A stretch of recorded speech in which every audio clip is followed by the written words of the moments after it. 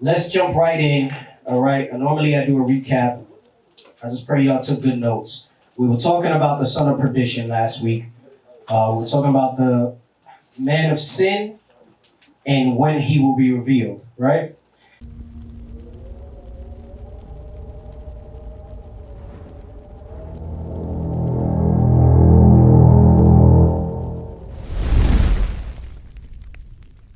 So, because believe it or not, just because everybody in here knows who that man of sin is, does everybody know who the man of sin is? Yeah, raise your hands if you know who the man of sin is. All right, let me change the question. Raise your hand if you don't know who the man of sin is. It's okay if you don't. All right. So just because everybody in here knows, we cannot presume that everybody out there knows. And clearly we don't, because especially you see now with the election and everything, and you see all our people shucking and jiving for these different political parties and things like that, for these different agendas and things that are out there that are contrary to God's will. So obviously they don't know who this man is. They're still trying to integrate into that burning house that Martin Luther King said. We're still looking for their co-sign off on us. Some of you in here get all excited when you see an Edomite that puts a video out that says, yeah, those black people are the Israelites. And you start sharing it all over the place. Look, Esau said it. And they ain't even an influential Esau. It's some random blonde chick on the internet that wants to get her toes sucked by a black man. Because that's what it is. That's why she's saying that. All right. And y'all get all excited about it. So there's still confusion about that. That Stockholm Syndrome is hard on our people. It's hard on our people. So we were just ramping up into the man of sin last week, right? Let's start again at, actually no, we're going to start at 2 Thessalonians 2 and 4, all right? Because remember, I will say this. In verse 3, it said, let no man deceive you, letting you know that it's a mystery in these last days who that man of sin is. Because none of these church leaders that supposedly know anything can point to it and say it's them. And if they do know, they won't say it's them. So it's still deception. There's still the midst of deception in there. So you'll have some of these people that they know the white man's the devil the Bible speaks of, but they won't say it because it'll affect their ministry and their pockets. So that's still deception. They're still out there trying to deceive you. So 2 Thessalonians 2 and 4. 2 Thessalonians chapter 2, verse 4. Who opposeth and exalteth himself above all that is called God. So this man of sin opposeth and exalteth himself above all that is called God. Come on. Or that is worshipped, so that he as God sitteth in the temple of God, showing himself that he is God. That's a heavy deception in these last days. Because it's telling you that you will not be able to discern whether this man is God or not. That's how strong that deception is. And it's easy in your mind, right? Because you'll say, well, I'm not going to worship a man as a deity and stuff like that. Guess what? There's millions of people around the globe who, as the Pope says, they go. And you're not telling me. So just because their mouths say, yes, God in Christ, their real God they're telling you is the Pope. There's some people, their real God is their archbishop or whatever they got over there, their cardinal, whatever they got over their church. Some people got it so bad, they ain't gonna do nothing but what their minister says, right? And I'm going through different levels of stuff there. Never validating and understanding for themselves, having no root of Christ in them, so they're easily deceived. And a lot of it stems from that these pastors, actually the main thing is, they preach that sin is okay. That's really the big variable. Don't let people fool you. They'll tell you that they don't jive with the Israelites because we're racist. It's not about racism. It's not about that we say we're the chosen people. That's a small part of it, obviously on a larger scale. But the real reason our people have an issue with us is because we teach that sin doesn't have a place in here. That's the real reason. Those of you who go out on the streets to teach, you've seen it. Some of you sisters who may have had conversations. How many times has somebody you spoke to, they jiving with, oh yeah, that is us. Oh yeah, we are special. Damn, that makes sense. Now you start to sell them, well, hey, but you also have to not go out on Friday nights and do this craziness. Don't wear pants. Don't do this. Don't do that. And the whole tone of the room changes. There's a strong deception on our people when it comes to this, right? 1 Timothy 6 and 20. We went over this quickly last week. I'm starting from there again.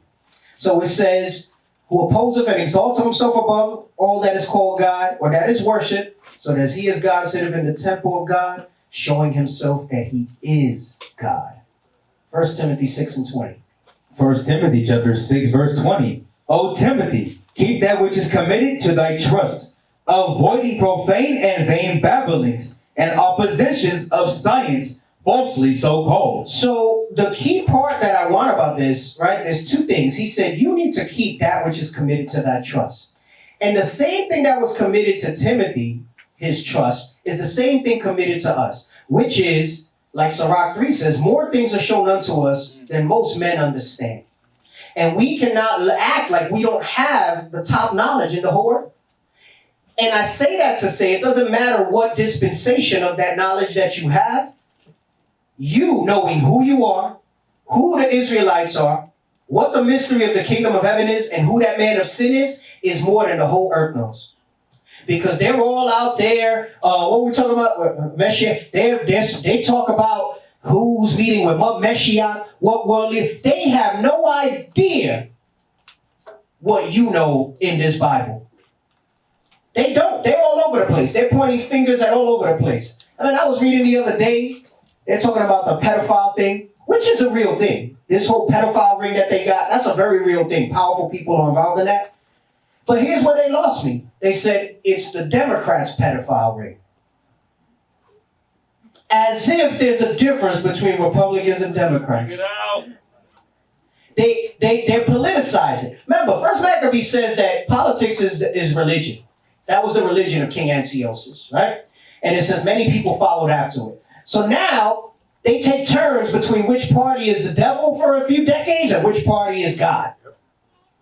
And they each act like it. Right? Remember, somebody's the hero in every movie and somebody's the villain, right? So what's the villain to you might not be the villain to someone else. Man of Steel, because I watched it the other day because it's finally on HBO Max. I'm waiting for it. Because I love it. They trashed that movie. That movie was excellent. And Zod was the hero in that movie. Zod said, my whole purpose is to do for my people.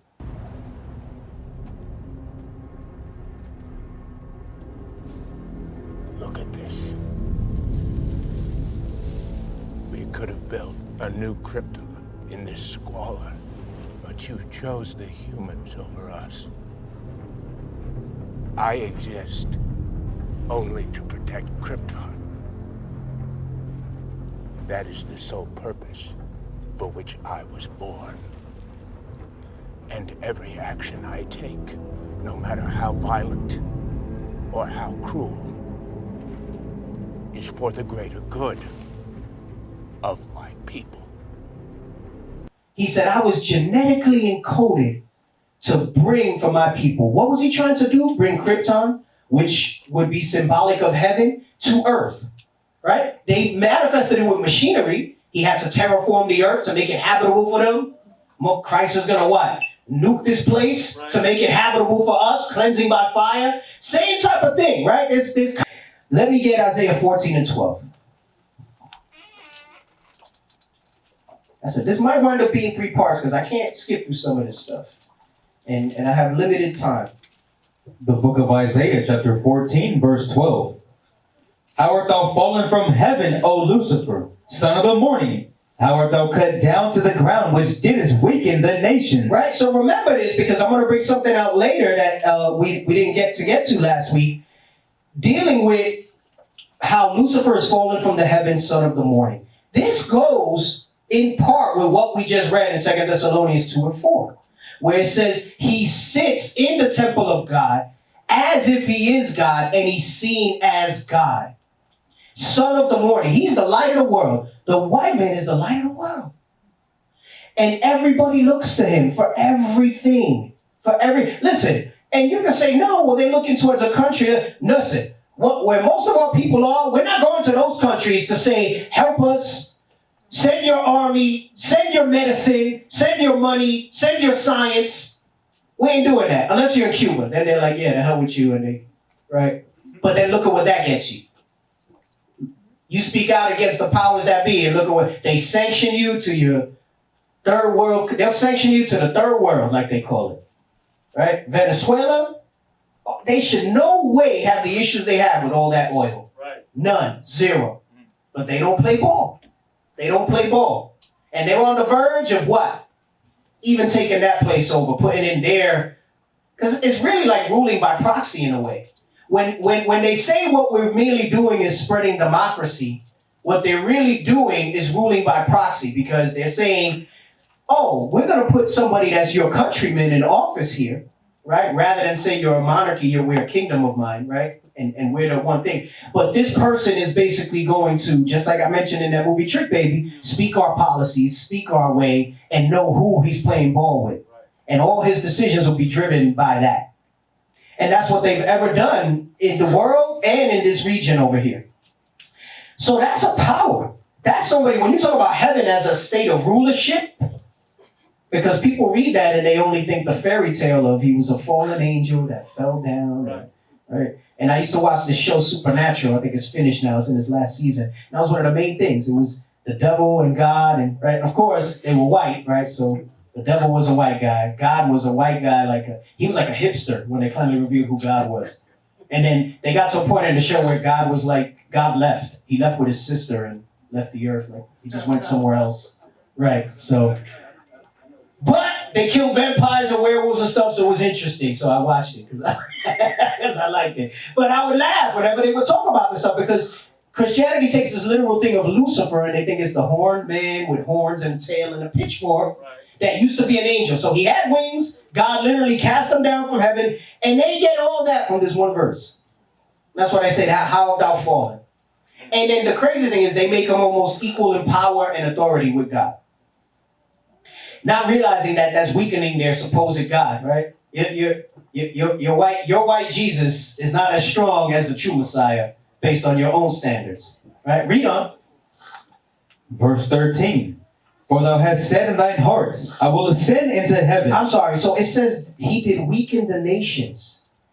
And he weakened them in many ways. He does it by sanctions. He does it by science and experimentation. We've spoken before about that documentary, The End of Poverty. The rich countries can end poverty the world over. There's no reason for people to be hungry.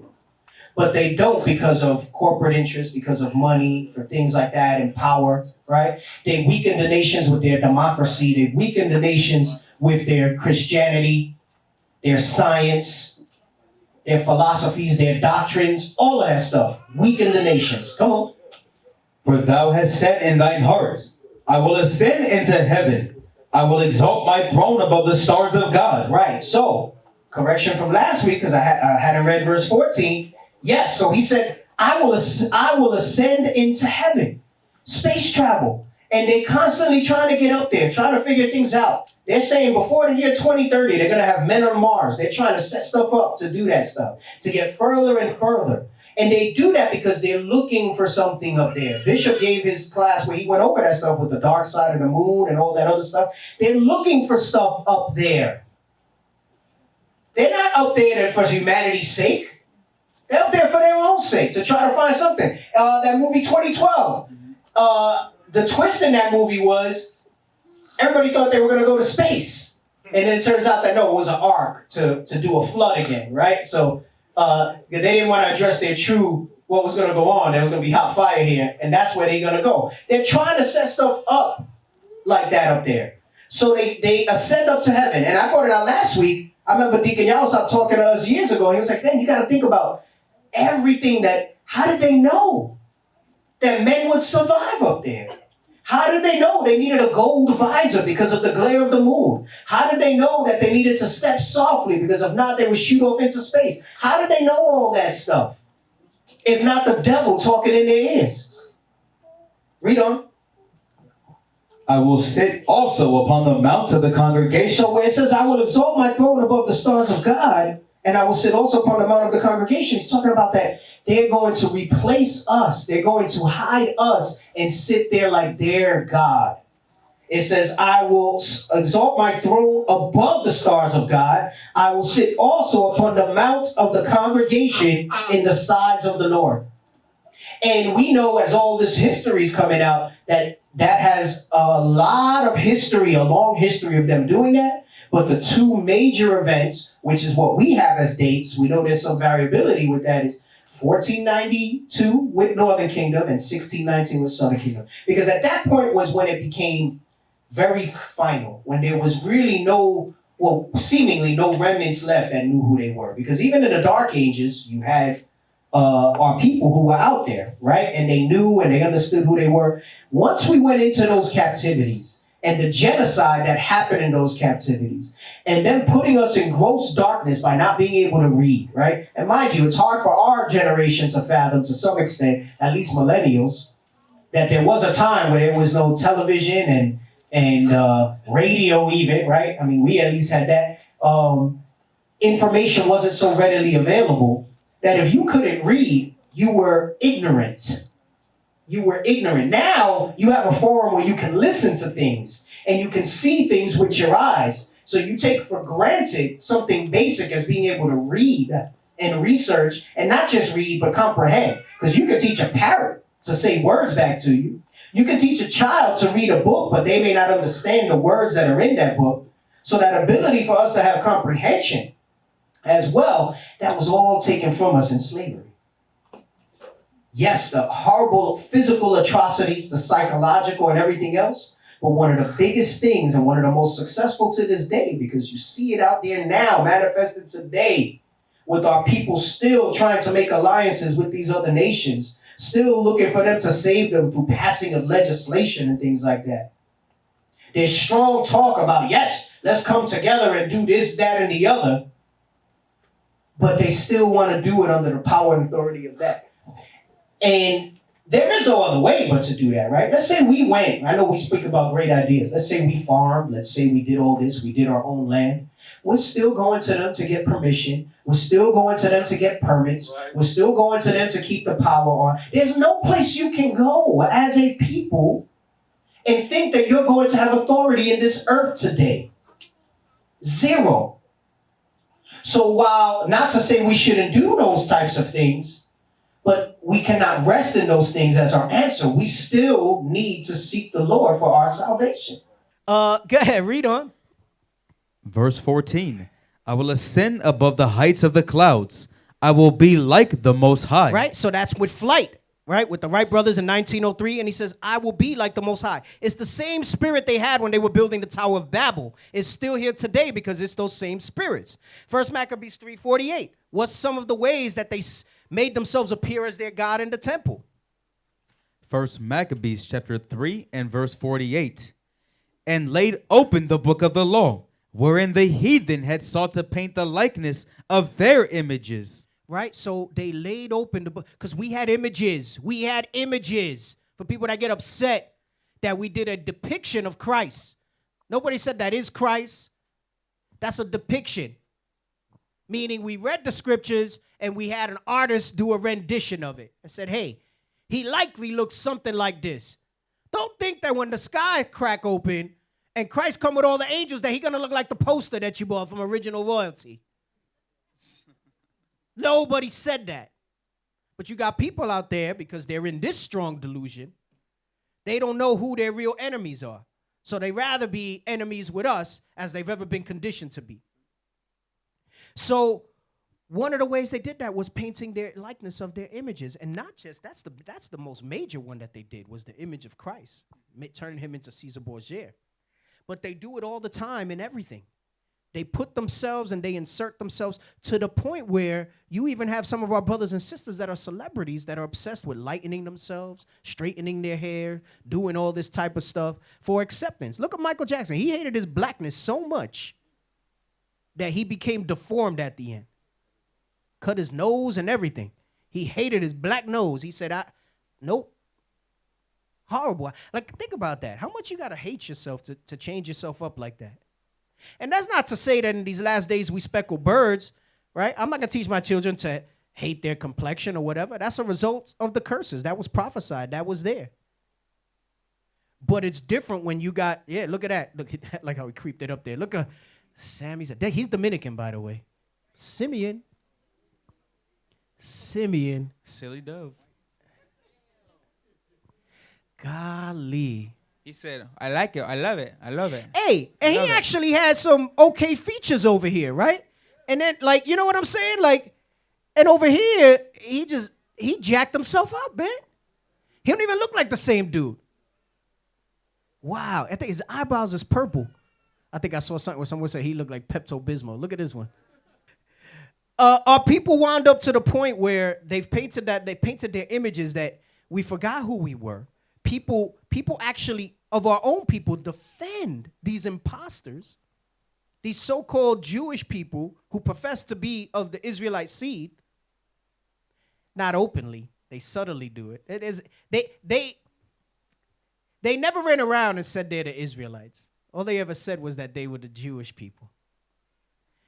And people took that and ran with it and said there's a difference between Jewish people and Israel. I haven't read the book, but there's a whole one of their own that wrote the book. It's called The Invention of the Jewish People by Shlomo Sands. And all his people were mad at him for writing that book. Right?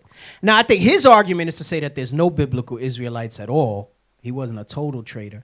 And that got them hot under that thing. I never read it. Like I said, I don't know if there's bones in it. I'm sure. I wanted to look into it. But the invention of the Jewish people. Jewish people are invention. Not the Israelites, but Jewish people are an invention.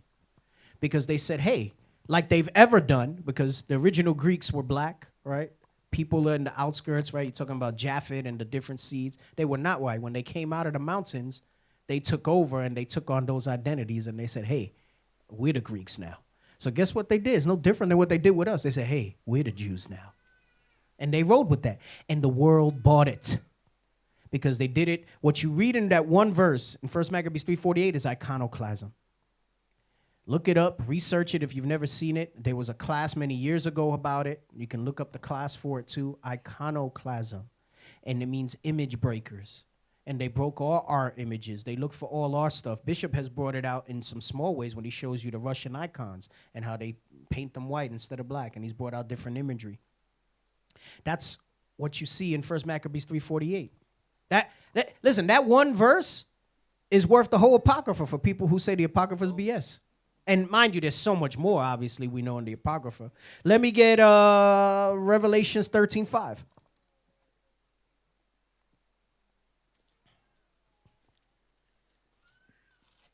The book of Revelation, chapter 13, verse 5. Hold on one second.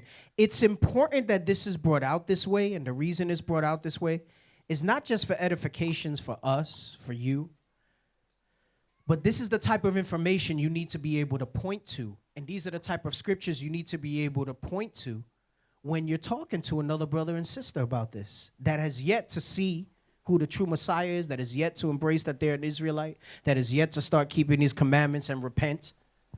You can't just say the white man's the devil and that's the end of it. You got to be able to articulate that sometimes to them. Because I'm sure, again, y'all deal with it with family. They're going to come, some of them are going to take an active role in trying to save you from what you're getting into. And they're going to try to send you articles and send you information and stuff like, they're going to look up the worst news articles about us. Right? And there's always fodder for that. Every few years, they threw something in there more to make you try to doubt where you're at and what you're learning. And they're going to come at you with that stuff. So you need to be able to articulate this stuff, right? Go ahead, read. And there was given unto him a mouth to speak great things and blasphemies. And power was given unto him to continue 42 months. Right, so it says there was given unto him a mouth speaking great things and blasphemies, things against the Most High God. Now, when you look at this in modern times, the mouth has gotten wider and wider. Why? Because of technology, right? Was given onto, so radio, whatever. Back then, what mouth did they have? They had politics and religion. Politics and religion. Politics and Christianity. That was the mouthpiece that they used to speak those blasphemies. Come on. And he opened his mouth in blasphemy against God, to blaspheme his name and his tabernacle, and them that dwell in heaven. Why? How? By the changing of times, changing of holidays. Adapt. Almost every holiday they celebrate, they've adapted it from something else. And now, as if it lessens its real origins, right? So Halloween was, they took it, they were like, okay, that's a pagan one. Let's try to make it religious. So let's do All Hallows Day. And let's just say that that's the day that the spirits come out from wherever they are, right? So first of all, that means spirits get no rest, right? So they're saying the spirits come out from wherever they are, and then the next day they all go back. And there's different origins of it, right? So you look it up, and there's a mishmash. Same thing with Christmas, right? You have Saturnalia, and then you go even further back, and there's elements of it, like with the tree and the balls and everything with Tammuz and all this other stuff. So there's elements of all these different idol worship in that stuff. There's a book called The Two Babylons that goes into, with Catholicism as the biggest one, but a lot of Christianity holds on to these things. And it shows the symbolism and origin of a lot of the customs and symbols that date back to not just Babylonian customs, but all types of pagan customs. Like that fish that Christians use, right? Because it's not just Catholics that use that. That fish, that's a pagan origin, right? The hat that these bishops wear and stuff. Because I think a lot of people can easily see Catholicism, if you were never part of it, as something that's BS. But Christianity in general, some people can't see the lie behind that. So you got to be able to paint the picture in other ways to show it to them. You did 5 and 6, right? Yep. So the mouth of Caesar is that mouth that they were given, right, through Christianity to speak those lies. Jump to verse, read on. We're going to go to 8. Verse 7, and it was given unto him to make war with the saints and to overcome them. And the war with the saints goes back with that Isaiah 14, that he wants to sit on the sides of the congregation in the north, that he wants to put himself above that. The war with the saints, you read that in Revelations 12, where it says a third of the stars, right? The woman clothed with the sun and all that. If some of you who've studied, you've gone over that stuff. Bishop has gone over it even in broadcast class here, so I know some of you are aware of it. But he's made war with the saints. This is that spiritual war in high places. Some of the ways he's done that war is by putting himself in our place, keeping us away from this Bible and these commandments so that they can continue to dominate over us. Come on. And power was given him over all kindreds and tongues and nations. And so power was given to him over all kindreds and tongues and nations. That's that confederacy that you read about in Psalms 83. Come on. And all that dwell upon the earth shall worship him, whose names are not written in the book of life of the Lamb, slain from the foundation of the world. And let me tell you something, because somebody will say, well, not all people worship Jesus, right? Man, remember, his mouth encompasses so many things. See, this is the part where you talk about vain babblings. If you're not into Christianity, then you can say, okay, I don't worship Jesus. But then there's people who worship politics. And politics still keeps you away from this Bible. And then if you say you're not political, but you're into other types of stuff, all that stuff still leads back to an absence of the truth. So at the end of the day, if it doesn't lead to this, it's accomplished what it needs to accomplish. So that power, right, that he has over all nations, kindreds, and tongues, and all that dwell upon the earth worshiping him, it's all his agenda being pushed. So you say, well, I don't worship the white image. Okay, you worship politics. I don't worship politics. Okay, there is some invention that he has in the earth that you worship, that you hold above what you hold the Bible. And if you hold anything that's not the Bible above it, then you're worshiping that. And guess where those devices come from? Back to him. So you'll all fall under that stuff. All of us did at one time or another. So I know some of us may not have been into white Jesus. Some of us may not have been into Christianity. If you were not in the true doctrine of the Bible, you were worshiping the white man in one way, shape, or form or another. So they said the devil's a deceiver, right? Most people, if the devil came up to you and said, hey, worship me, you're going to be, hell no, man, you crazy? So how he going to do it? He going to do it in subtle ways. Listen, every religion that's out there, what's the other religions our people flock to? Islam, Kemetic stuff. All white men that invented that and ran with that. So whatever it was that you were into, trust me, we didn't have any original thoughts. We didn't have any original thoughts. Only what was fed to us. And our people out there don't have original thoughts. This is why it says you need to be born again. Because there's no thought that any of our people have that can pair with this Bible. You need a little brain washing to clean your brain from the filth that you've had in there from all the lies. That's that baggage. That's that baggage of Christianity, that baggage of politics, that baggage of philosophies. It's a strong delusion that's been sent on our people. The Bible calls it a strong delusion. Let me get Job 20:4.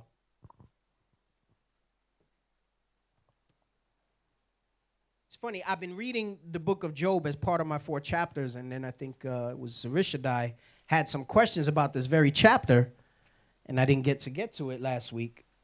So we're going to go through some of this quickly because it goes a little bit with that man of sin and revealing him. So start at Job 20:4.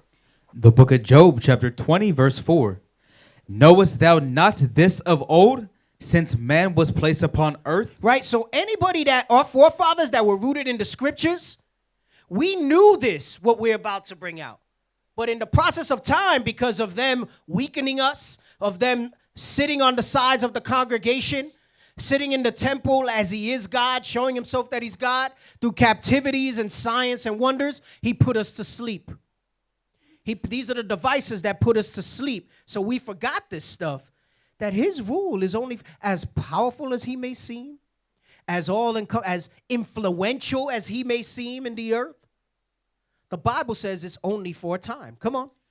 That the triumphing of the wicked is short. The triumphing of the wicked is short. Though it seem long, right? Like you read it in Habakkuk. Though it tarry, wait for it. Though it seem like he's been in rulership and it's been going on forever. Though the days and the suffering, the madness that we see. Because as you become more enlightened, things you see in the earth should disgust you.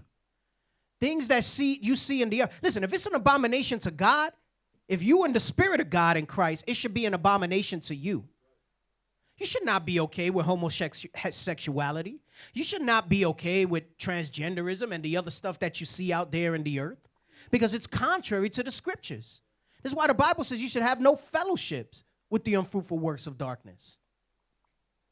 You should, and if you are okay with any of it, if it doesn't make you feel I'm not saying you got to be out there physically acting out against it, but if it doesn't make you feel uncomfortable in some measure, whatever your measure of being uncomfortable is, then your spirit ain't right. Your spirit is not right. Go ahead, read.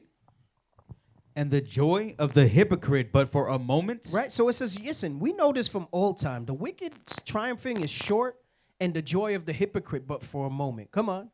Though his excellency mount up to the heavens. So just like we read in Isaiah 14 where it says, Lucifer, oh, have thou fallen from the heavens. Though his excellency mount up to the heavens. Now you're starting to get an idea of who this is talking about here in Job.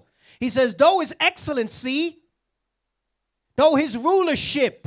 What do they call a ruler? Your excellency. Though his excellency mounts up to the heavens, meaning a state of rulership. Because when you read what heaven is to us, is it...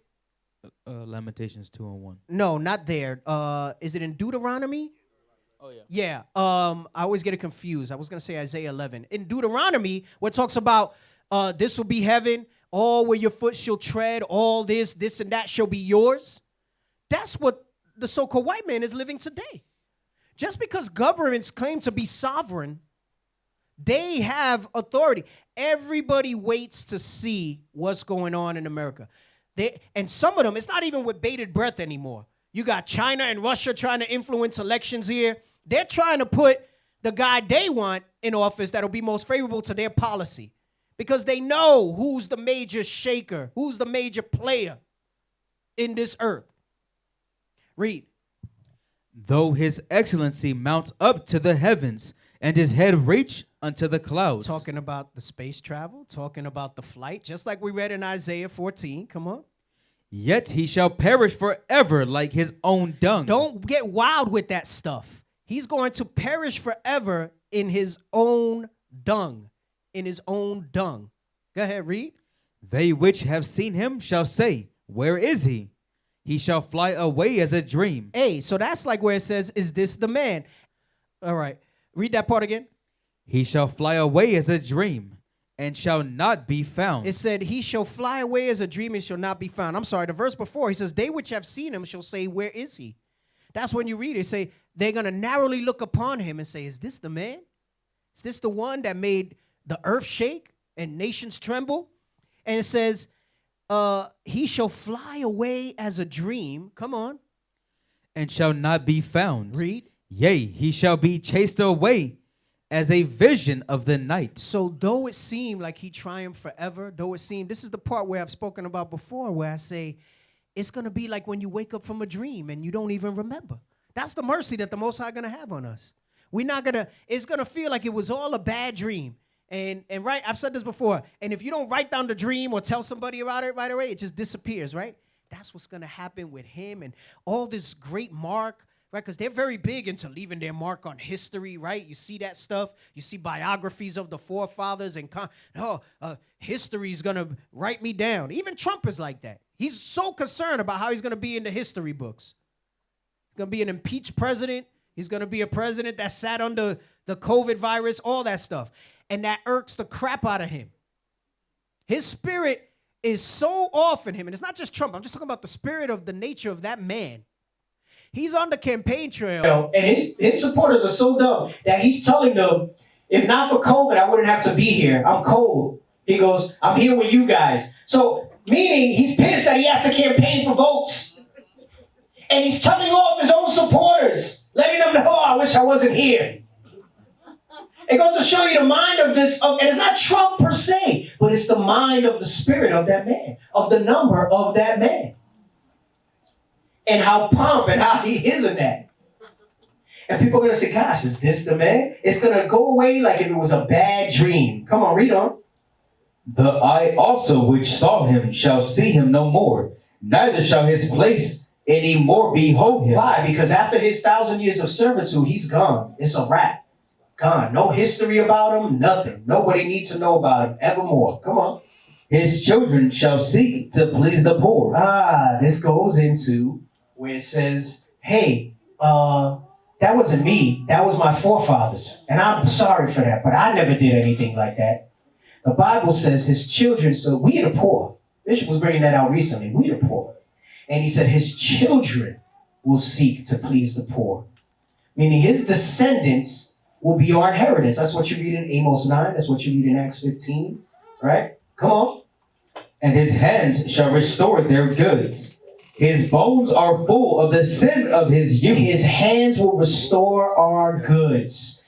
Everything they robbed and stole for us will be given back. And then it says, his bones are full of the sin of his youth. They're loading the class? So what does that mean? I don't know what that means.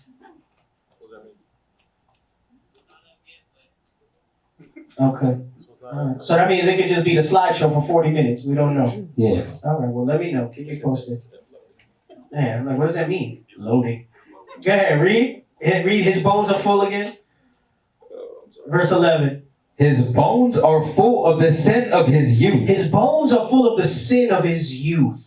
Letting you know it's in his genetics. It's passed down in him. You cannot say that was them, that they're different people now.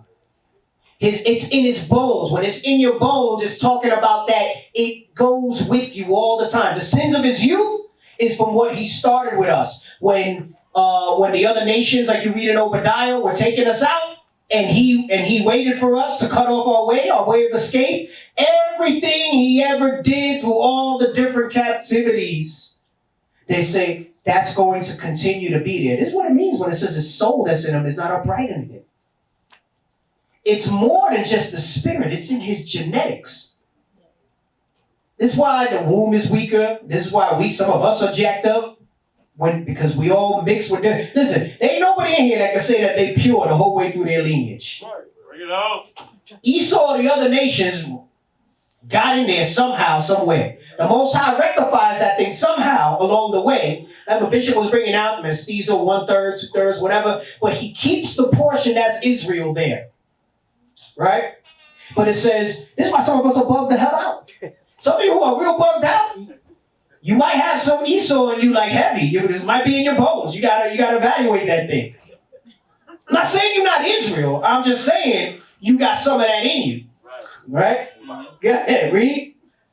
Hey, that murderous spirit, like those brothers in gangs and stuff, they gotta have something in them, bro, because to cold-bloodedly kill your brother like that, shoot down a little bit, that's not normal. That's not normal behavior. Or like Deacon Yalsop, what's it called? Vacant esteem. They just like, so what? Kill me, whatever, blah, blah, blah. It's like, we are so jacked up. I'm telling you, we need the Most High Christ. There ain't no salvation without that. There's nothing in this earth.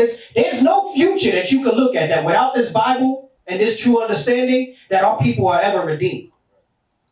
This is why we say we got to give hope, right? We got to give hope to the prisoners. We got to show these people this stuff. Go ahead, read on. It says it's in his bones. Come on. His bones are full of the sin of his youth, which shall lie down with him in the dust. That's why he got to be wiped from existence. That's why nuclear fire got to destroy that whole thing to ash, each and every one of them, because if not, that seed is going to linger. Come on. Though wickedness be sweet in his mouth, though he hide it under his tongue. Wickedness is sweet in his mouth, and he hides it under his tongue, right? They'll use clever ways to display their hatred, right? So it's not overt. They do it very subvertedly. They show their hatred and their means and their ways. Hey, what did they say? There was Lindsey Graham, right? Y'all might not know who he is. He's one of the senators, right? One of the Republican senators. As Esau could be, right? Like, there's no confusion there. Like if you saw Lindsey Graham here trying to repent, like, you tell him watch from home. Because there's just no way, right? He's getting, it's a closer race than it should be in his state by an African-American brother, by Jake brother. And he went on a radio station, let me tell you the hidden under his tongue, and he said, we're okay with black people so long as you're conservative. So long as you're, and I mean, in a way, if you think you're conservative, we're okay with black people too, so long as they're conservative, right? But my point is that he's saying this on an open forum, and it's saying that the wickedness is there. The mere fact that he has to even say that they're okay with black people in his state. Was he in North Carolina? I think he's in North Carolina. Yeah, North Carolina. Not South Carolina where the animals from, but North Carolina. So it says it's under his tongue. And they did that with treaties. They did that. It's still there to this day, right? Come on. Okay. Verse 13, though he spare it and forsake it not, but keep it still within his mouth. Right, so he says, though he spare it, meaning he doesn't always talk openly about it, that overtness, right? But he forsakes it not. It's always with him in his spirit, and he keeps it still within his mouth, ready to unleash it in a moment's notice. You know, when you see them all of a sudden on social media, lashing out, oh, you nigga, you speak all this, that, and the other. And then they'll tell you, oh, but I've never known her to be that way, and this and that. It's there. It doesn't forsake them. They just spare it. They don't spit it out as much. Come on. Yet his meat is in his bowels, is turned. It is the gall of asp within him. Letting you know that he is not trustworthy. That it's turned. His trust is foul. It's going to go rotten. Just like the other scripture that says, never trust thine enemy, as iron rusteth, so is he. That's saying the same thing in this verse in a different way, with the meat in his bowels turned. Correct? Come on. He hath swallowed down riches, and he shall vomit them up again. He hath swallowed down riches, because remember, he lived and conquered by the sword. All he did was take and rob. He took our riches. He took the richest thing, which was our heritage. And it says, but he shall vomit them up again. Come on. God shall cast them out of his belly. God is going to make it manifest in the earth that these things were robbed, and he is going to cast it out of his belly. Jump to verse 18. Verse 18. That which he labored for shall he restore, and shall not swallow it down. Well, how did he labor for it? By his wars, by his violence that he took it with. So our identity, our riches, our rulership that he labored for, it says the Most High is going to make him restore it. He shall not swallow it down, meaning he's not going to hold on to that rulership forever. Come on. According to his substance shall the restitution be. According to his substance shall the restitution be. He is the ultimate power and richness in the earth. So his restitution, his reparations to us is going to be even greater than what he took. Come on. And he shall not rejoice therein. And he won't rejoice therein. Read on. Because he hath oppressed and hath forsaken the poor. Because he hath violently taken away an house which he builded not. That's talking about the Israelites. It says he have oppressed us in slavery. He have forsaken us. it says, he have violently taken away a house which he buildeth not. This is them identifying as them as the real Jews. Let me tell you, God and the angels in heaven is fuel for the hot fire that's coming whenever they hear them say we're anti-Semitic. Whenever we profess that we're Israelites and they tell us that we're not, there's a recording in heaven and it's just turning up the heat, adding more fuel to the hot fire that's coming from that. Read verse 26. Verse 26. All darkness shall be hid in his secret places. A fire not blown shall consume him. He says, all darkness shall be hid in his secret places. Meaning all that evil, all this confederacy, all this secret stuff that they did, it says that's going to be hid in darkness. It says a fire not blown shall consume him. That is speaking about nuclear fire. A fire that's blown is conventional fire. That's what that's talking about. So in this, they didn't know what a nuke looked like. So he said, a fire not blown will consume him. Because that's done with atoms and stuff at a molecular level. That's not lighting a match and then sending flames somewhere. Right? Because when you start a fire, you're supposed to blow on it and everything, right? It says, no, a fire not blown will consume him. Come on. It shall go ill with him that is left in his tabernacle. Anybody that's tied and married to him. His tabernacle is anything that he's built up. It says it's going to go ill for you. You find yourself siding with him in those last days, it's going to go ill for you. Jump to verse 29. Verse 29. This is the portion of a wicked man from God, and the heritage appointed unto him by God. It says this is the portion of a wicked man from God, and this is his heritage appointed unto him by God. Our heritage is these laws, statutes, and commandments. His heritage is all this stuff that we just read. One vessel is fitted for honor, one is fitted for destruction. Now you get more clarity when you hear that. Because people say, well, what about the white man? He was made simply to be the minister of our oppression and then to be destroyed. He was made to be destroyed. That's the power that we serve. Say, hey, I gotta make an adversary. I gotta make a bad guy. I gotta make somebody that's gonna do this stuff. But at the end of the day, he's made for trash. It's kind of like disposable masks, disposable gloves, toilet paper. All those things are not meant for longevity. They're meant for a use and then to be destroyed. That's what awaits the white man in that. I want you to remember the part where it says the portion of the wicked. I just got a note that they're going to start headquarters class at 5:30 today instead of 6. So we're going to have to stop here. And Lord's will, I can finish it up next week. But don't lose the thought, all right? Because this is the heavier part of it as we break down the man of sin. And then Lord's will, next week I can bring it home and wrap it up, all right? So I'm going to stop so we don't get caught off guard with the class starting in a few, all right? So with that, we say shalom. We used to scream black power while heroin was pushed. But at the end of the day, nothing's in vain. IUIC has been given a vision. The tents of Judah has risen. Many has attempted the mission, minor murmuring, omitting, and missing the mark. Just reading that he had the flame of fire in his eyes gave us the spark. We on Paul's mission. We out on the road, purple and gold, from Mexico, Cuba, Haiti, Ghana, Sierra Leone.